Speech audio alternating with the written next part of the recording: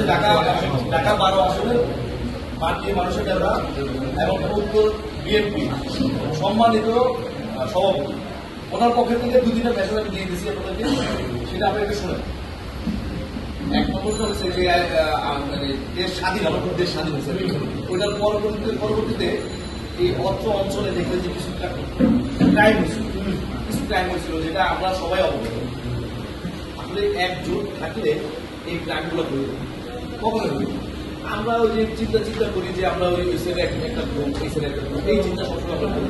এইখান থেকে আমরা সবার আগে বেরিয়ে সবার আগে বেরিয়ে যাবো, সবার আগে মাথা রাখতে হচ্ছে আমরা দেশটা সন্তান, তারপরে আমরা পশ্চিম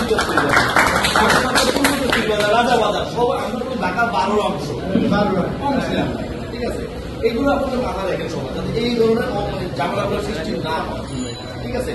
তারপর আছে যারা হিন্দু খ্রিস্টান মুসলিম বিভিন্ন ধর্মের লোকজন আছে, তাদেরকে প্রোটেক্ট করা সবার আগে আমাদের দায়িত্ব আছে, এটা মাথা রাখতে হবে। এটা আমরা খেয়াল করি না যে আমাদের কিছু লোকজন আছে যারা হিন্দু হতে পারে বা খ্রিস্টান হতে পারে, কিন্তু আমাদের একজন তাদেরকে আমরা কিন্তু প্রোটেক্ট করতে হবে, এটা মাথা রাখতে হবে। এটা কিন্তু এখন নির্ভর আছে, ঠিক আছে।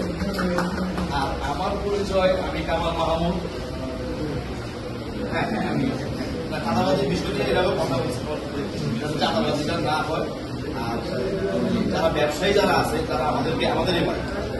আসলে অনেক দল পছন্দ করতেই পারে, আপনি জোর করেও তো বিএনপি বানাতে পারবেন না, জোর করে জামাত বানাতে পারবেন না, যাতে বিএনপি বানাতে পারবেন যদি সেই অন্ত থেকে বিএনপি সাপোর্ট থাকতে পারে, ঠিক আছে। আমরা ভালোবাসা নেই, তাদের কাছে নেই, আমরা ভালোবাসাটা মিলাই দিই।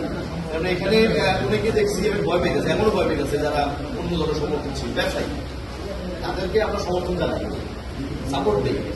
আমাদের এই সাপোর্টে হয়তো উনি ওনার আদর্শ যেটা চেঞ্জ হইতে তো পারে, অসুবিধা কিছু না, এটা সবার আগে মাথা রাখতে হবে, ঠিক আছে।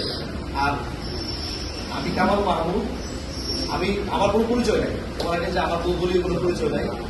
আমি আপনাদের ভাই, কারো ছোট ভাই, কারো মামা, কারো চাচা, ভাইয়ের বড় ভাইয়ের সামনে আছি, ওনারও ভাই আমরা, ঠিক আছে। তো আমাদের সবার পরিচয়টা হোক যে আমরা সবাই ভাই যখন আমরা অন্তরে লাগতে পারবো তখনই বোঝা যাবে যে আমরা পরিষ্কার, ঠিক আছে। ধন্যবাদ।